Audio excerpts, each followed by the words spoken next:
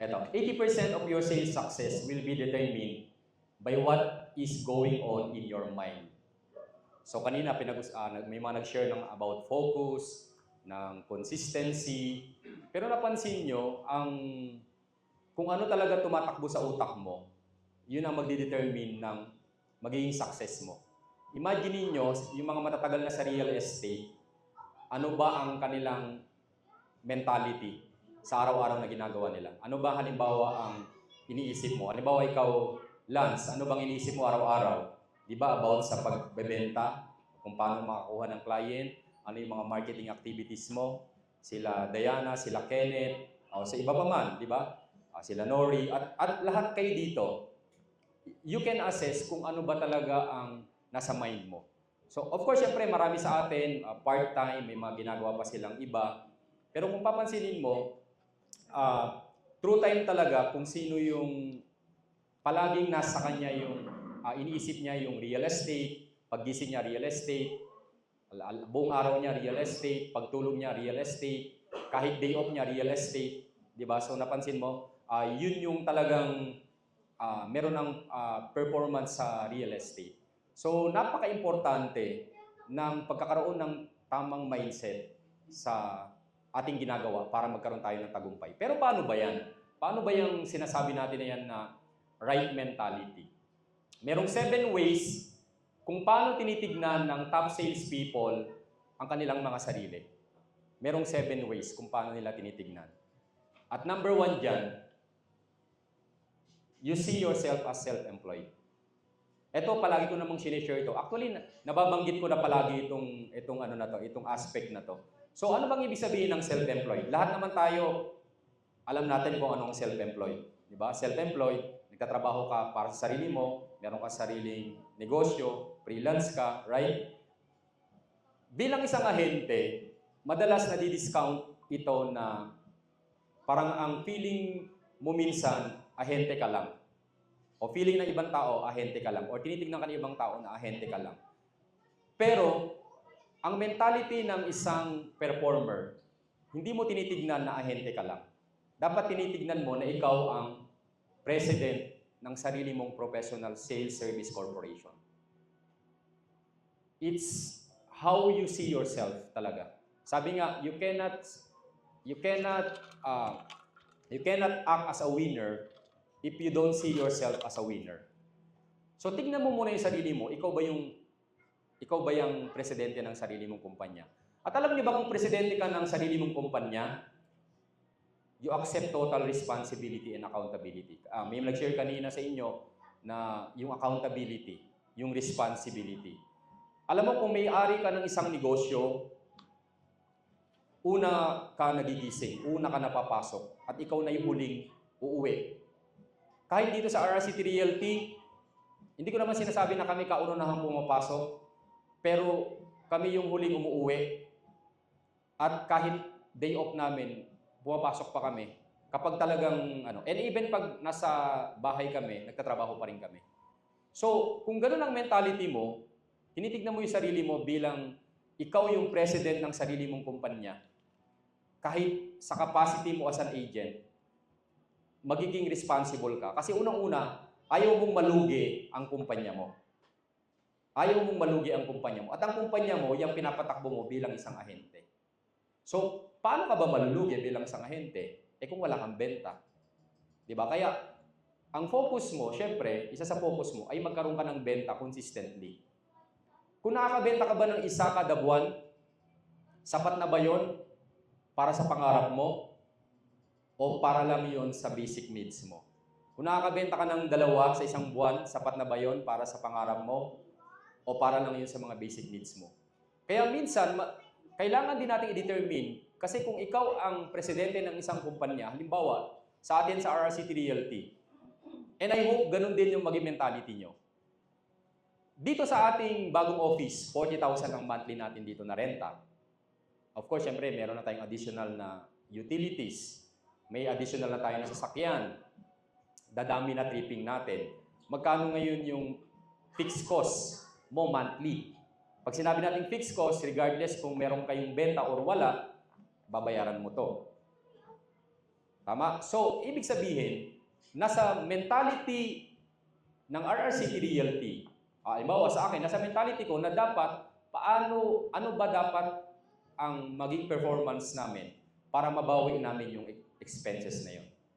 Alam nyo ba kahit wala kayong ginagastos bilang isang ahente o minimal yung ginagastos nyo, pero kung hindi naman kayo nagkakaroon ng sales at income, parang lugi ka din.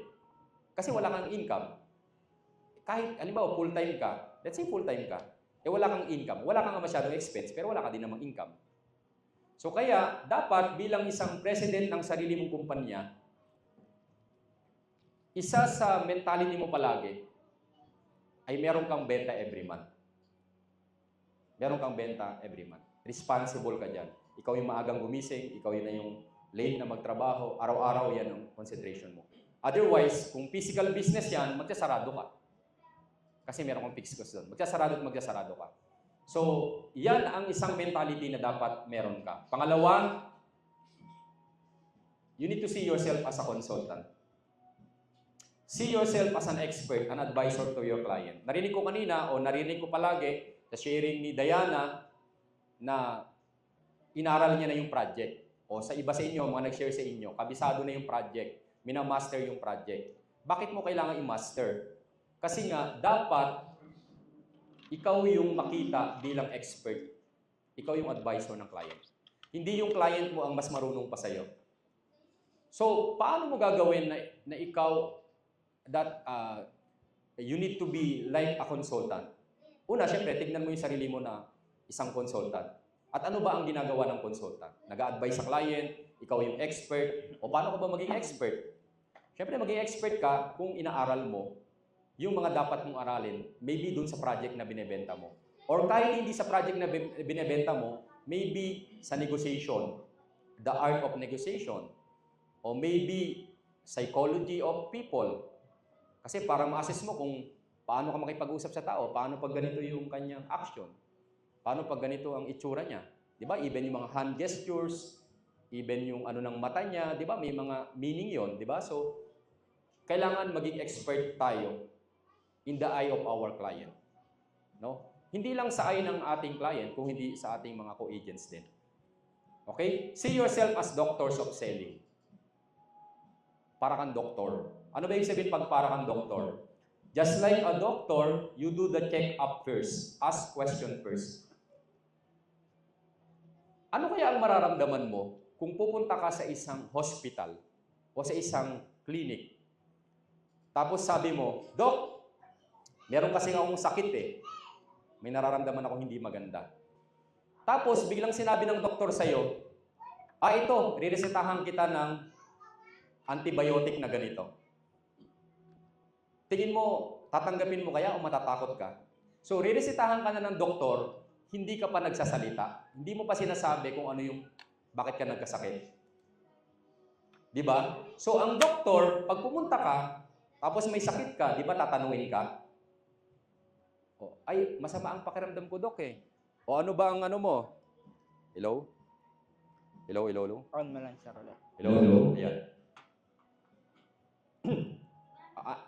Gano'n muna katagal yan na nararamdaman? Di ba ganun tatanungin ng doktor? May makinain ka bang ano? O ano ba yung activity mo? Ilang oras ka bang matulog? Nag-exercise ka ba? Di ba? So, gumagawa siya ng diagnosis ang isang doktor. Tayo bilang ahente, nagkakaroon din tayo ng probing, asking the right questions. Nagbibigay tayo ng diagnosis doon sa ating client, ina-assess natin.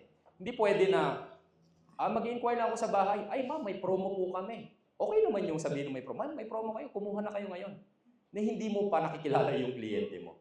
Kung ano ba yung needs niya, ano ba yung qualification niya in terms of his or her income, ano ba yung qualification niya in terms sa hinahanap niyang monthly budget, kung gaano ba kalaki yung bahay na hinahanap niya, ano ba yung location na prepared niya.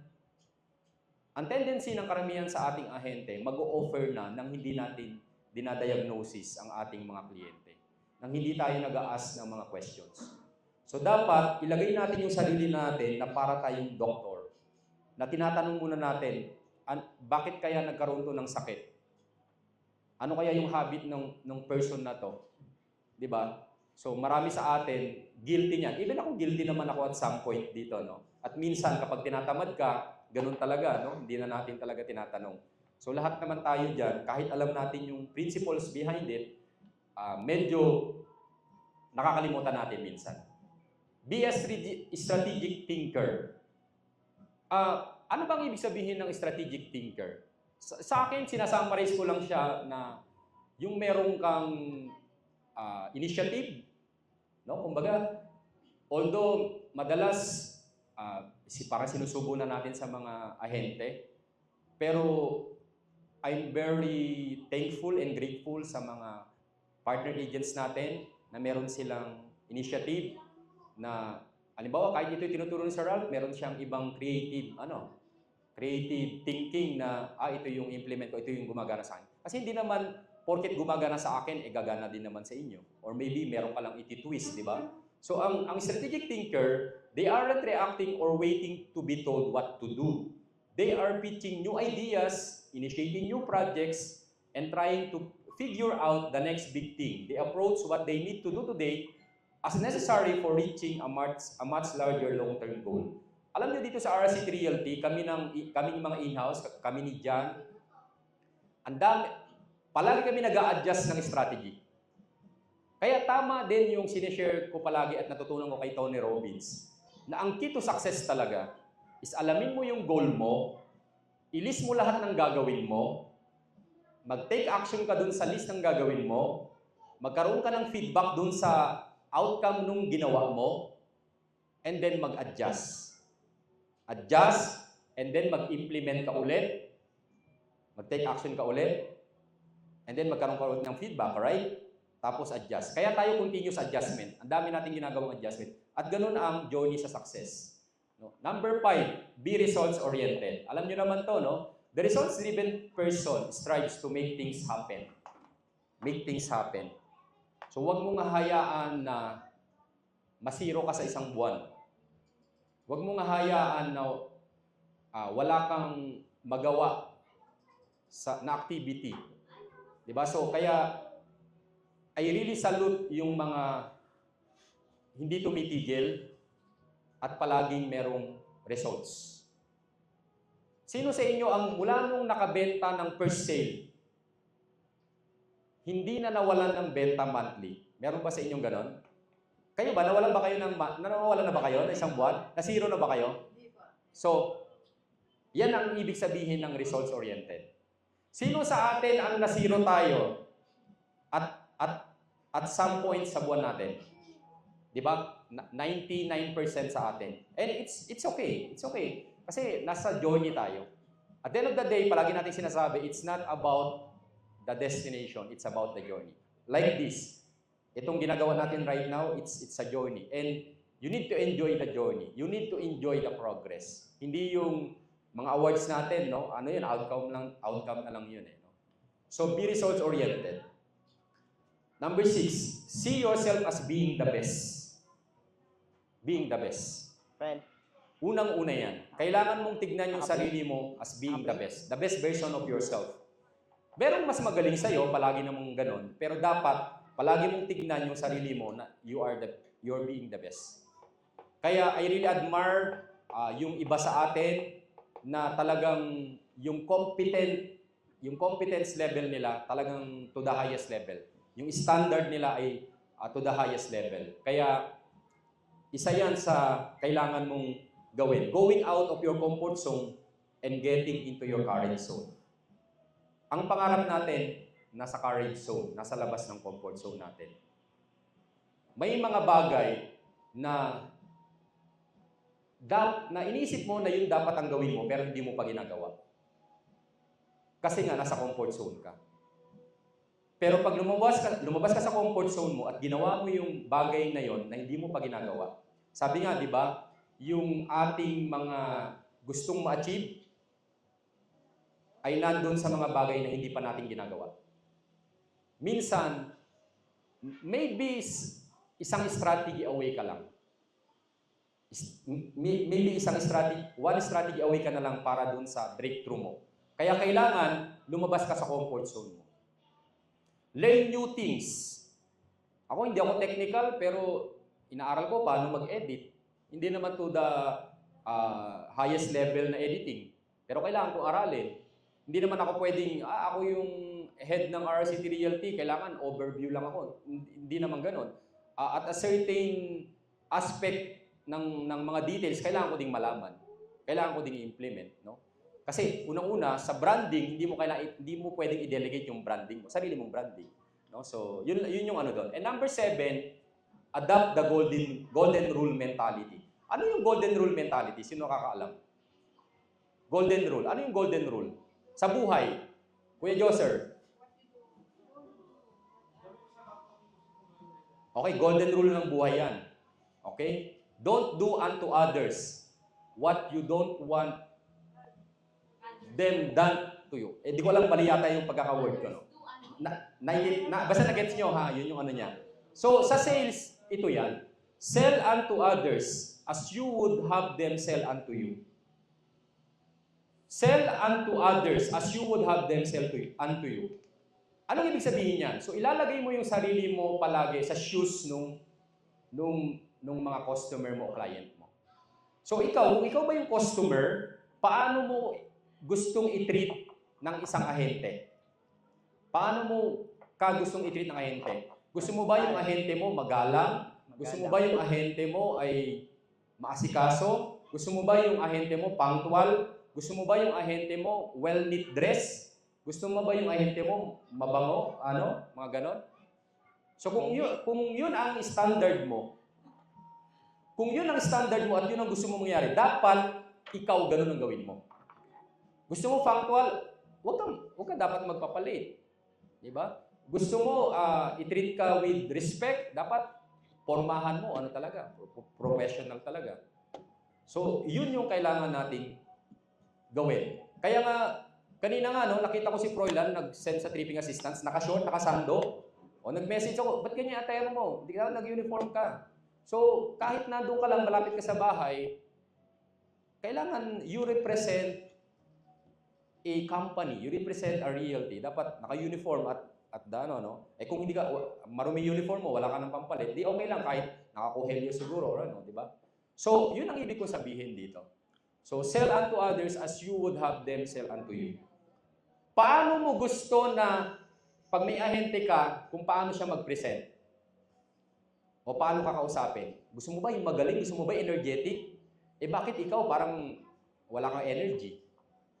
So, yun ang ibig ko sabihin. Gusto mo may energy yung ahente mo? Dapat may energy ka rin pag ikaw. Nakukuha nyo yung punto natin. So, yan ang 7 ways top salespeople sees and think of themselves. So, kung meron mga isa dyan na makakatulong din sa inyo, see yourself as being the best. Be competent. Kasi lahat ng aspeto na yon, gagawin mo yung best mo. Hindi ka pwedeng, hindi ka prepared. So, yun ang kailangan natin gawin.